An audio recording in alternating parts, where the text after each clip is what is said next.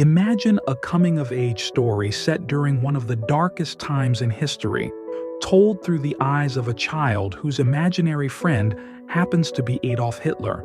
That's Jojo Rabbit. Directed by Taika Waititi, this film is a daring blend of comedy, drama, and satire that won the Academy Award for Best Adapted Screenplay. But how well does this bold premise translate into cinema?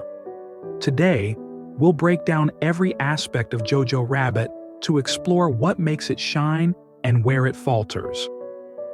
The story begins with 10-year-old Jojo Betzler, an enthusiastic member of the Hitler Youth, played by Roman Griffin Davis. Jojo's blind nationalism is fueled by propaganda, and his absurd imaginary friend, Hitler, played hilariously by Taika Waititi. The first act sets up the satire brilliantly, poking fun at Nazi ideology while hinting at the horrors lurking beneath the surface.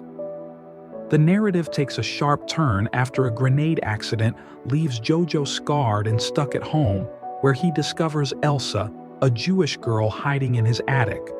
This discovery forms the heart of the film. Through their interactions, Jojo begins to see Elsa not as the enemy he's been taught to fear, but as a human being.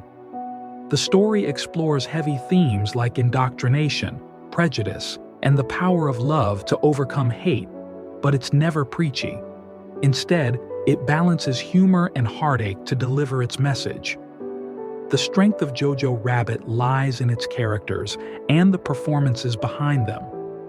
Roman Griffin Davis is phenomenal as Jojo, capturing the innocence and confusion of a child grappling with his beliefs. His comedic timing is impeccable, but it's his emotional depth that truly stands out, especially in the film's darker moments. Thomasin McKenzie as Elsa brings quiet strength and vulnerability to her role. Her relationship with Jojo evolves beautifully, showcasing trust, empathy, and mutual growth. Scarlett Johansson's performance as Rosie, Jojo's mother, is a highlight. She's witty, warm, and fiercely brave, embodying hope in a hopeless time. Her playful scenes with Jojo, like dancing by the river, contrast poignantly with the eventual tragedy of her fate. Taika Waititi's absurd portrayal of Hitler adds a layer of dark humor that keeps the tone from becoming too heavy, though some might find it overly whimsical. Sam Rockwell and Rebel Wilson as supporting characters add comic relief, though their arcs don't delve as deeply as the central trio. Visually, Jojo Rabbit is stunning. Cinematographer Mihai Malaimare Jr. captures the world through Jojo's eyes, bright and colorful despite the grim setting, reflecting his naivety.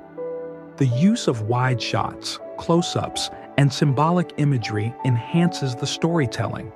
For example, the recurring focus on Rosie's shoes becomes a heartbreaking visual motif.